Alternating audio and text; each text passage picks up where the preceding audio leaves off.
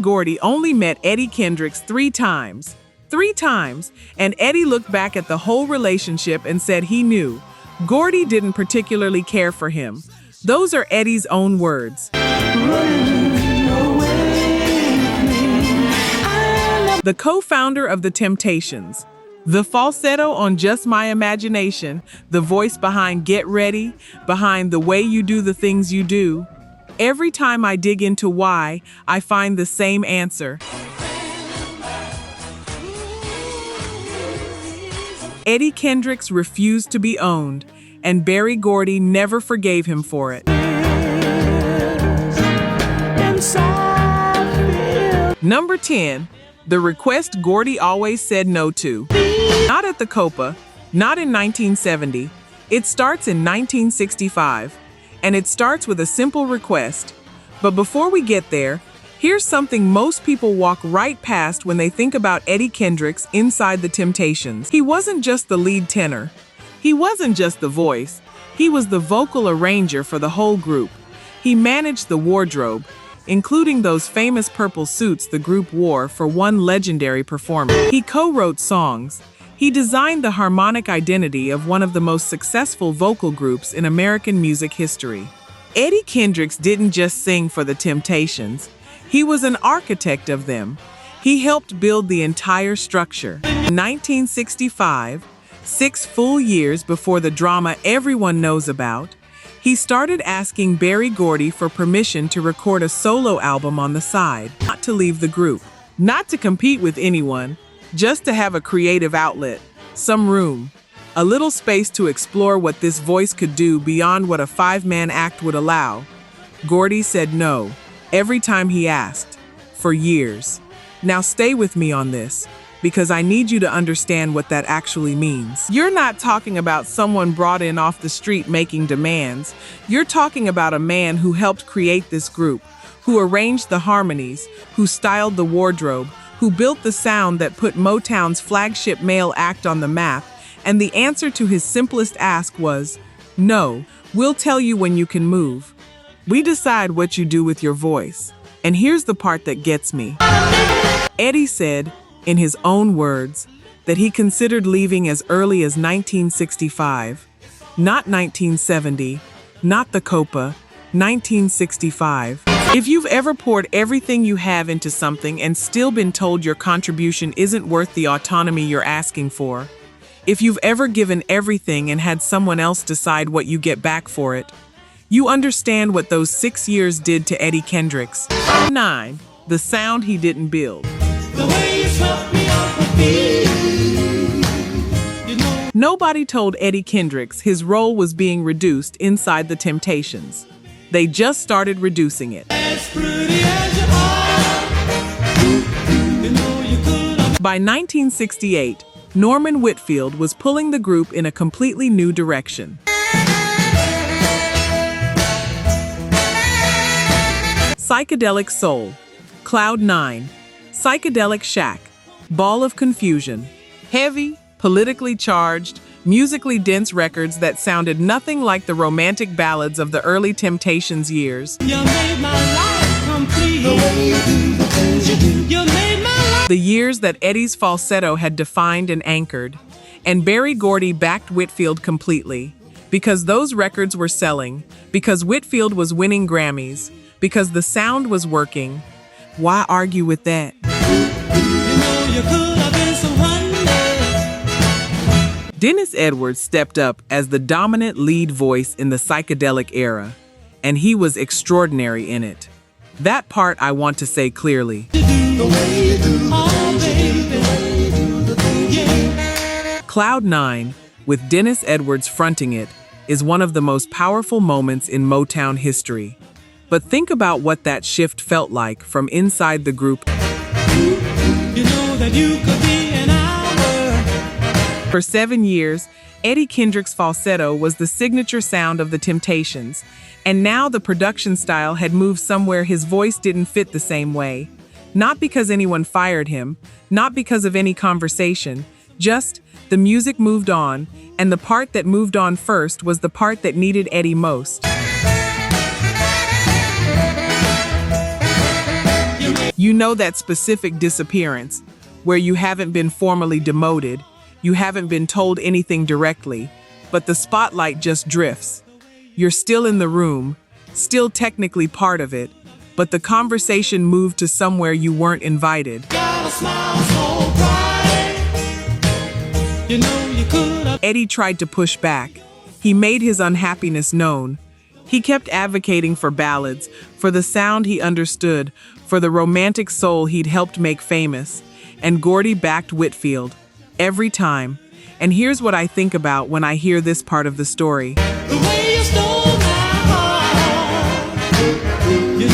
Eddie Kendricks was watching his own voice become a footnote inside the group he'd co-founded. And his response wasn't to get quiet. It wasn't to fall in line. It was to start building an argument, quietly, carefully, for why he needed to be somewhere else. You made my life complete. The way you do the things you do. You made my life. He stayed through 1969, but by 1970, something was about to break. And when it broke, it wasn't quiet at all.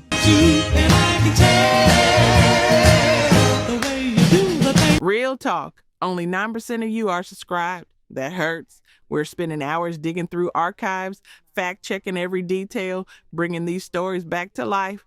And if you're watching this far, you clearly care. So hit subscribe. It's free and takes 2 seconds. Now, to my subscribers, barely any of you have joined the membership. And honestly, that stings even more. You know the work we put in. You keep coming back. If these videos have ever made you feel something, if this music means something to you, join the membership. It's $1 coffee a month, and it's the only way we keep this going. Let's build this together. All right, back to it. Number 8, the strike nobody took for me, and I'll set you free. Rock on, brother. By 1970, Eddie Kendricks had been carrying a specific frustration for long enough. He wanted to know where the money was going. Cities aflame in the summertime. No. Here's context that even dedicated Motown fans sometimes miss. Shooting rockets to the moon, kids growing up too soon. Politicians say Motown. The label was a closed system. Berry Gordy controlled almost every decision. Releases, promotion, image, direction, everything. And the financial arrangements between Motown and its artists were notoriously opaque. And the only safe place to live is on an Indian reservation. Management fees, production costs recouped against royalties, advances taken back before artists saw a penny. Holland Dozier Holland had left the label entirely over royalty disputes in 1967. The money question was always there, just below the surface of the hits. In 1970, Eddie Kendricks named it directly. He lobbied the Temptations to go on strike. No performances, no recordings, nothing. Until Berry Gordy opened the company's books to independent accountants. He wanted an outside audit. He wanted the group to see what they were actually earning. He wanted the numbers. Otis Williams and Melvin Franklin said no. I'm not here to say they were wrong.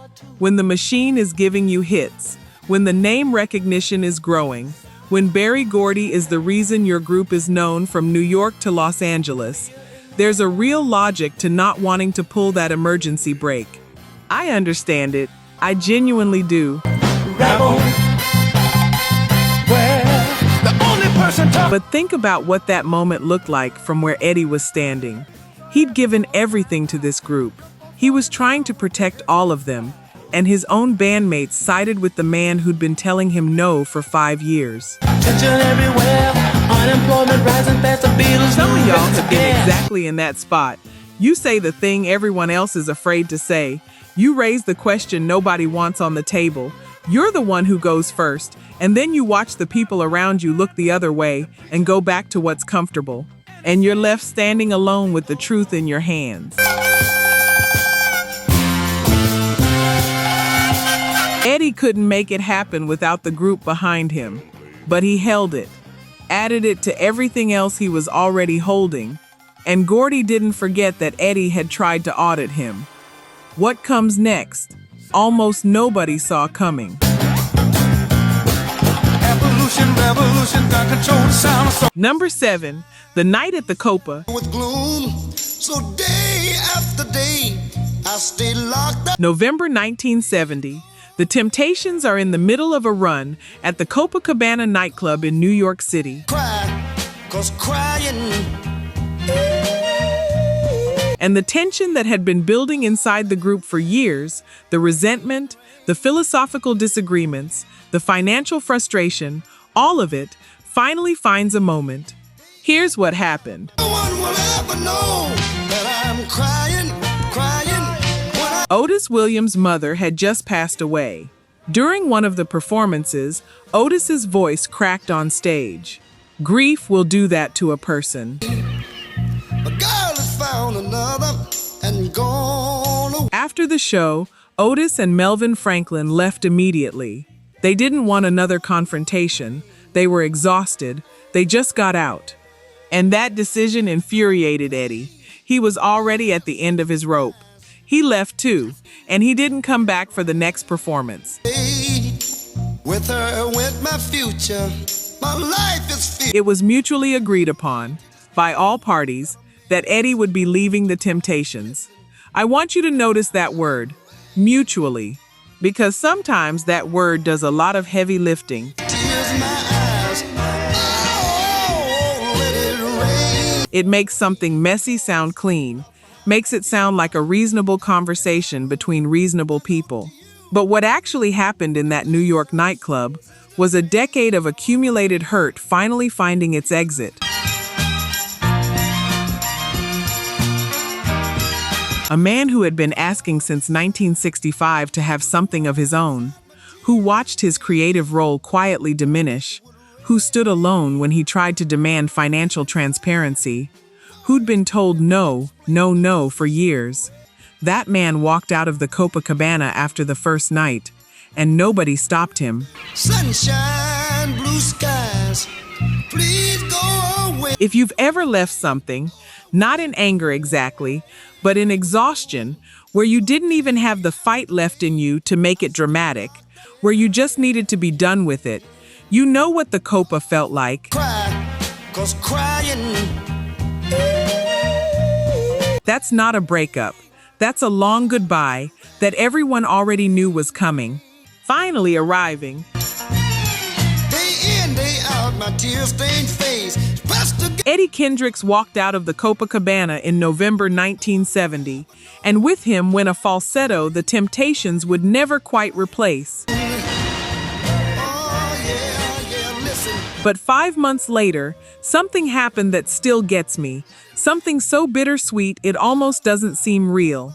I wanna go outside, but everyone knows. Number 6. Number 1 without him. Before the Copa confrontation was even fully resolved, before the solo deal was formally signed, before any of this became official, Eddie Kendricks had gone into the studio with the Temptations and laid down a lead vocal for a song called Just My Imagination, Running Away With Me. He was still technically a member of the group when he recorded it. That voice, that airborne featherlight falsetto floating over those strings, he gave it to one last Temptations song, and then he left.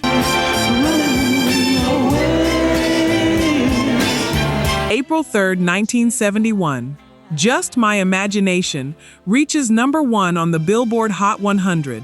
By that date, Eddie Kendricks had already signed his solo deal with Motown's Tamla division. He was gone, working on his first solo album, building his next chapter somewhere else entirely. His voice was at number 1. He was somewhere else. And here's what I want you to sit with. Hear my plea.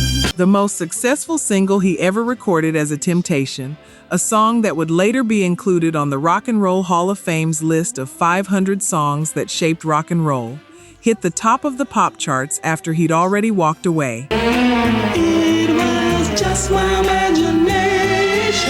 his last gift, his exit song, a record that sounds exactly like what its title says. A beautiful thing that might just be a dream, just my imagination, running away with me.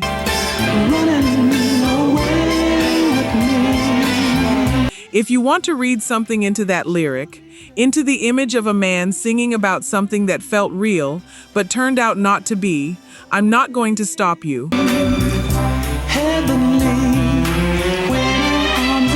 Some of y'all just heard that line in a completely different way. I know you did. Now here's the part that tells you everything about how Gordy and the remaining Temptations felt about Eddie's departure.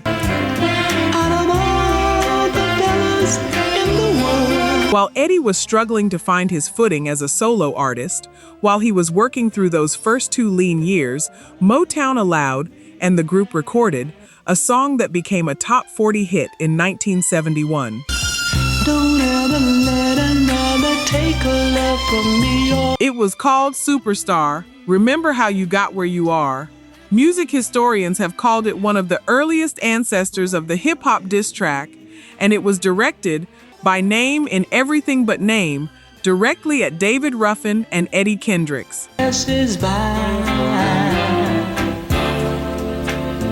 The men who left, the men who dared to go.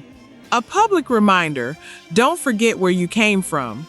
Don't forget who made you. Every night on my knees I pray. Eddie was struggling to chart his first solo singles, while his former group was releasing a record designed to publicly embarrass him.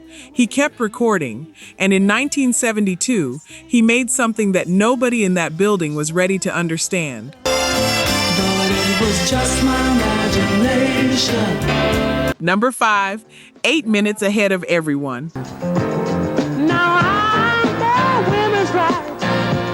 In 1972, Eddie Kendricks accidentally pointed toward tomorrow, and nobody inside the building he was signed to could see it.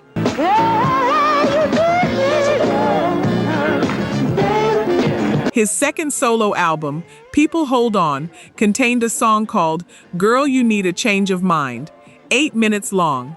Extended, driving, built on a relentless groove that pulsed differently from anything Motown was putting out at the time. On the soul chart, it peaked at number 13. Respectable, but no breakout. Radio stations weren't touching the full 8-minute version. On paper, it looked like Eddie was still searching for his footing. But down in Lower Manhattan, at a private music space in Soho, run by a DJ named David Mancuso, a place called The Loft, something else was happening. DJs were discovering that 8-minute record and playing it for crowds that moved to it like it was the most alive thing they'd ever heard.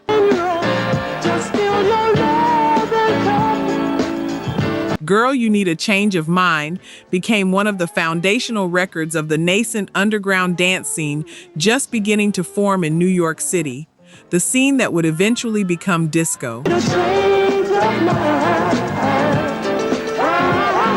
This is 1972. The word disco barely exists as a cultural concept yet, and Eddie Kendricks is already laying its groundwork. I didn't know this until I started digging into this story, and once I found it, I kept sitting with it. Here is a man Motown wasn't properly promoting. A man Berry Gordy had let walk out of his flagship vocal group. A man whose former group had just released a diss record designed to humble him publicly. And his instincts about music, about rhythm, about groove, about what moves a body when the right thing comes on, were ahead of the entire industry. The whole world would catch up to that 8-minute record by 1973, by 1974. But Eddie was already there, standing at the edge of something enormous, without support, without the machine behind him. Girl, You know that feeling when you know you're right and nobody around you can see it yet? That's a specific kind of loneliness, especially when the person who's supposed to back you is looking in the completely wrong direction. Now I know women's rights. I just Eddie kept working, and the next year, something happened that was impossible to ignore.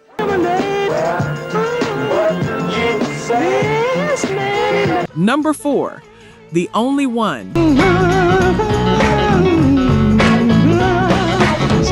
November 10th, 1973, Keep On Truckin' by Eddie Kendricks reaches number 1 on the Billboard Hot 100.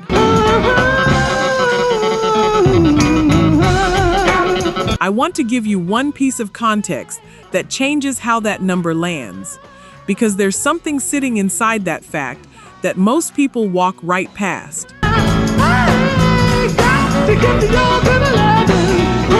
Eddie Kendricks is the only member of the Temptations, original or replacement, from any era of the group's history, to reach number 1 on the pop chart as a solo artist. The only one in the entire history of one of the greatest vocal groups in R&B.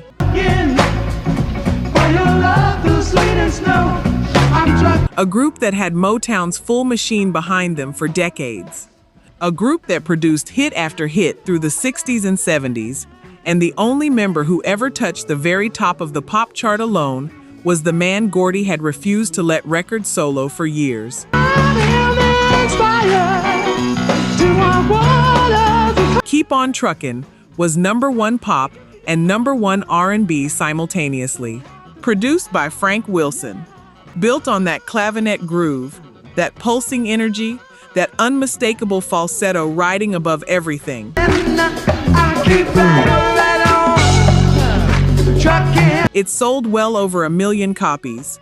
Boogie Down followed in 1974, reaching number 2 on the Hot 100 and number 1 R&B.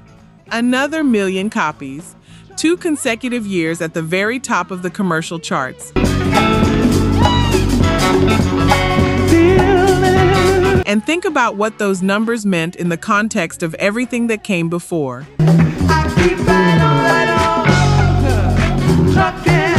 You denied this man since 1965. You backed the production direction he hated. You let your remaining group send him a public diss record while he was still finding his solo footing. You watched him struggle for 2 years. And then, 2 years after he finally got free, he lands the biggest pop hit of any Temptations solo career. Proves himself right about everything he ever argued for. That's not just success, that's proof. That's a verdict delivered in the language Gordy spoke most fluently. Sales, chart positions, numbers that don't lie. But Eddie still had contracts with Motown, still had records to make, and Gordy had one more thing to say about where this was going. Number 3, Just Be Like Diana. After Keep On Truckin', after Boogie Down, after Eddie became the most commercially successful solo male artist in Motown's stable, he came to the label with a request. He wanted to be promoted the way Berry Gordy promoted Diana Ross. He wanted real investment. Full backing, the kind of management and machine power Gordy extended to his absolute biggest stars. And according to accounts from people close to Eddie at the time, Gordy's response was essentially this: Eddie's career would go much further if he'd just be like Diana and do what he was told. I want you to sit with that.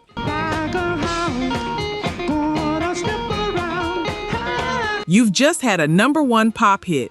You've sold millions of copies, multiple number 1 R&B records. You've proven, with actual commercial results, not theories, that your voice and your instincts are worth full investment. And the most powerful man in Black music history looks you in the eye and says, "Be obedient," like Diana. Now, Diana Ross is one of the greatest artists in the history of American music. That's not the question. The question is what that comparison actually meant coming from Gordy in that moment.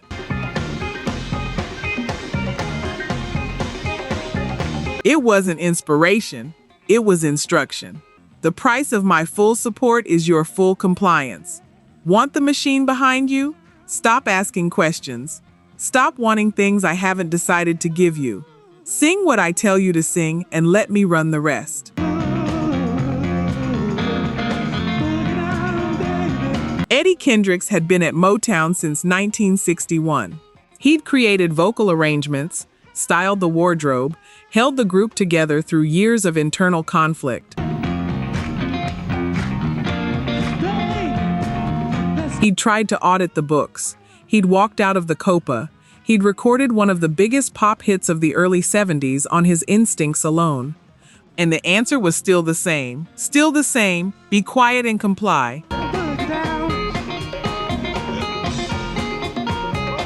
Some people look at Gordy's relationship with his artists and see practical business logic. Others see something closer to control that went beyond the professional. I'll let you decide which side of that you're on. What I know is that when He's a Friend came out in 1976 and wasn't properly promoted by the label, Gordy reportedly said the same thing again. Be like Diana.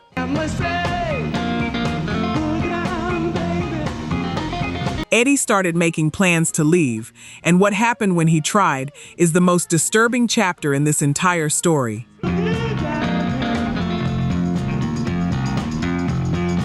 Number 2. The price of freedom. In 1978, after 17 years with Motown, Eddie Kendricks told Berry Gordy he wanted out, and Motown refused to let him go. Hear that clearly. He tried to leave. The label said no, and according to journalist Tony Turner, who documented the story through interviews with people close to Eddie, when Eddie formally told the label he wanted his contract released, the company's response included sending him to psychiatrists. His desire to leave, his years-long insistence on creative and financial control over his own career, his refusal to simply comply with what the label wanted, these things were being presented to him as signs of mental instability. Things that needed to be examined. The situation escalated to the point, one account described, where Eddie felt he had no real choice but to sign. And when Motown finally agreed to release him, the price was everything. Eddie had to sign an agreement relinquishing all future royalties, not just future royalties from new recordings, the royalties from every record he'd ever made. Keep on Truckin', Boogie Down, Shoeshine Boy, 17 years of commercial success. He had to hand it all back to the machine on his way out the door, just to breathe free. He walked away with nothing from any of it.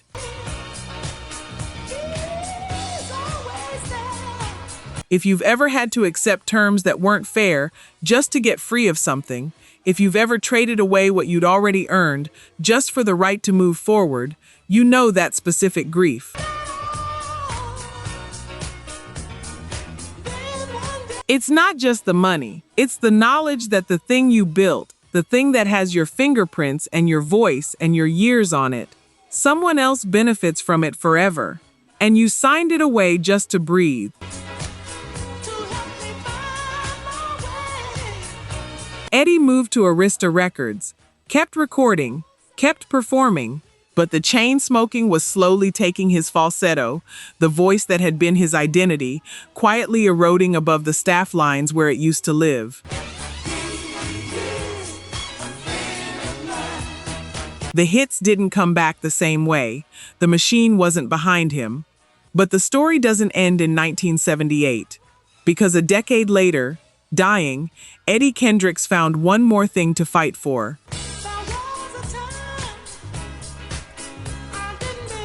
Number 1, the lawsuit that never got answered.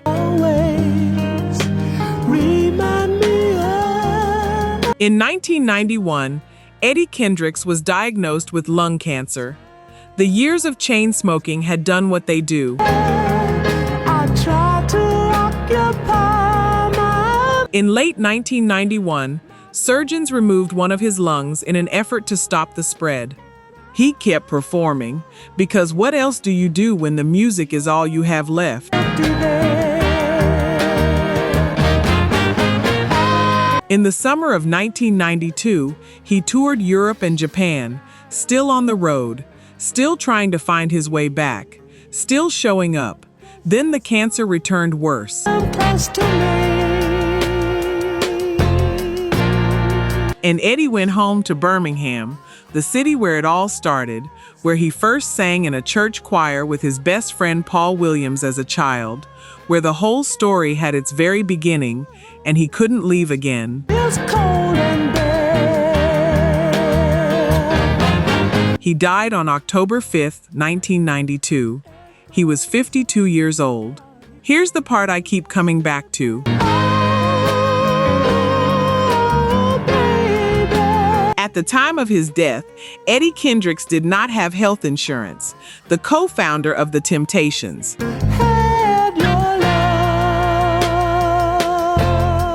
A man who had multiple #1 records, who co-built the most celebrated male vocal group in Motown's history, whose music is playing right now, tonight, somewhere, at a block party, or Sunday dinner, or a slow dance at someone's wedding. That man died without health insurance. Soul singer Bobby Womack organized 2 benefit concerts to help Eddie's family cover the financial burden. But before he died, while the cancer was taking him, Eddie Kendricks sued Motown Records. He claimed royalties owed to him had been withheld. That despite what he'd signed in 1978, there were still things the label never paid him. He died before the case was settled.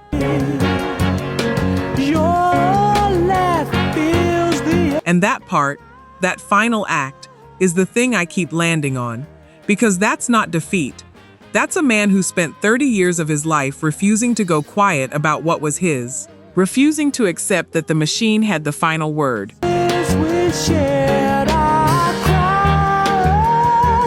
Even at the end, even with one lung, even without health insurance or a settlement check, or anyone from Motown picking up the phone, Berry Gordy built an empire that changed American music forever.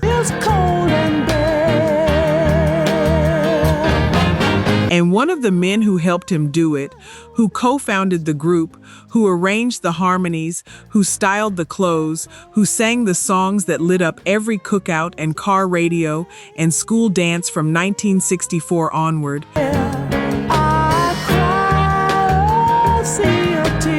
that man died with a deathbed lawsuit in his hometown with a voice the world still plays every single day.